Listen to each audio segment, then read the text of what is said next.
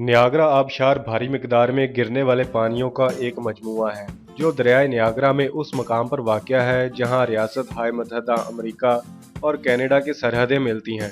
Niagara آبشار میں جو تین اور آبشاریں شامل ہیں ان کا نام ہے ہارس شو آبشار، امریکن آبشار اور اس سے ملحقہ نسبتاً چھوٹی برائیڈل ویل آبشار ہے۔ نیاگرا آبشار امریکی شہر بفیلو سے 26 کلومیٹر اور کینیڈا کے شہر ٹورنٹو سے 69 کلومیٹر کے فاصلے پر ہے۔ تاہم سڑکوں کے ذریعے سفری صورت میں مرکزی ٹورنٹو شہر سے یہ فاصلہ 123 کلومیٹر ہو جاتا ہے۔ یہ آبشار آخری برفانی دور کے خاتمے پر برفانی تودوں کے پگھلنے سے بنی، جب نئی تشکیل شدہ جھیلوں سے نکل کر پانی نے نیاگرا کی ڈھال دار زمین پر بہہ کر بحر اوقیانوس تک جانے کا راستہ بنایا۔ اگرچہ نیاگرا آبشار کی بلندی زیادہ نہیں لیکن اس کی چوڑائی کافی زیادہ ہے۔ نیاگرا آبشار نہ صرف اپنی خوبصورتی کے باعث مشہور ہے بلکہ اونٹاریو اور نیو یارک دونوں شہروں کو پن بجلی فراہم کرنے کا اہم ذریعہ بھی ہے۔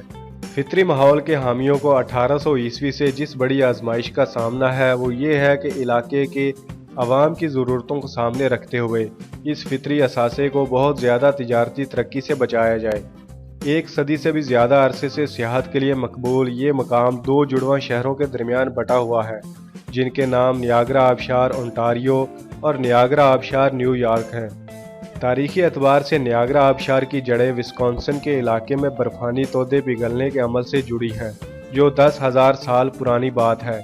شمالی امریکہ کی بہت سی جھیلوں اور دریائے نیاگرا کی تشکیل اس وقت ہوئی جب برف کی آخری چادر یعنی ایک بہت بڑے برفانی تودے نے مشرقی کینیڈا سے نیچے کی طرف سفر شروع کیا۔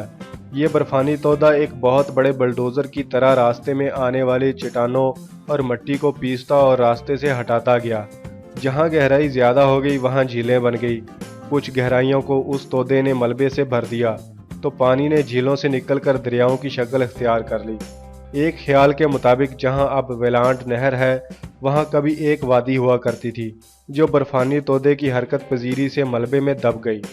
جب برف پگھل گئی تو اوپر واقع جھیلوں سے باہر آنے والے پانی سے دریائے نیاگرا بن گیا جو ظاہر ہے پرانی وادی سے نہیں گزر سکتا تھا کیونکہ وہ ملبے سے بھر چکی تھی، اس لیے اس نے نئے جغرافیے کے مطابق زیریں سطح والے ایک علاقے کی طرف بہنا شروع کر دیا۔ وقت گزرنے کے ساتھ دریا نے نیاگرا کے ڈھلان دار علاقے میں زمین کاٹ کر ایک گھاٹی بنا دی۔ شمالی طرف کی ڈھلان دار چٹان جنوب کی طرف جانے والے پانی کے کٹاؤ سے بنی اور اسی طرح جھیل ایری اور جھیل اونٹاریو کے درمیان کٹاؤ سے بچ جانے والی لاگ پورٹ کی تشکیل ہوئی۔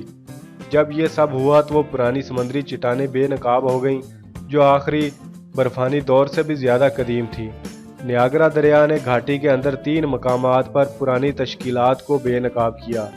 اصلی نیاگرا آبشار اس جگہ تھی جہاں آج اونٹاریو میں کوئن سٹون اور نیو یارک میں لیوی سٹون کا علاقہ ہے، لیکن اس آبشار کے بلند حصے کا کٹاؤ ہو جانے کے باعث آبشار نے اپنا رخ کئی کلومیٹر دور جنوب کی طرف موڑ لیا۔ جہاں نیاگرا آبشار ہے اس سے کچھ اوپر گوٹ جزیرے کی وجہ سے دریا 2 حصوں میں بٹ جاتا ہے، چنانچہ کینیڈا کی طرف ہارس شو آبشار اور اس کے مشرق میں امریکہ کی طرف برائیڈل ویل آبشار بن جاتی ہے۔ اگرچہ ماہرین کی کوششوں سے موجودہ دور میں کٹاؤ اور بہاؤ میں کچھ کمی آئی ہے، لیکن ایک وقت آئے گا کہ آبشار کی وجہ سے جھیل ایری خالی ہو جائے گی کیونکہ اس کے فرش کی اونچائی آبشار کے پانی کی سطح سے اونچی ہے۔ اب ماہرین کی کوشش یہ ہے کہ کٹاؤ کے عمل کو مزید سست کیا جائے تاکہ جھیل کا خالی ہونا زیادہ سے زیادہ عرصے کے لیے ٹل جائے۔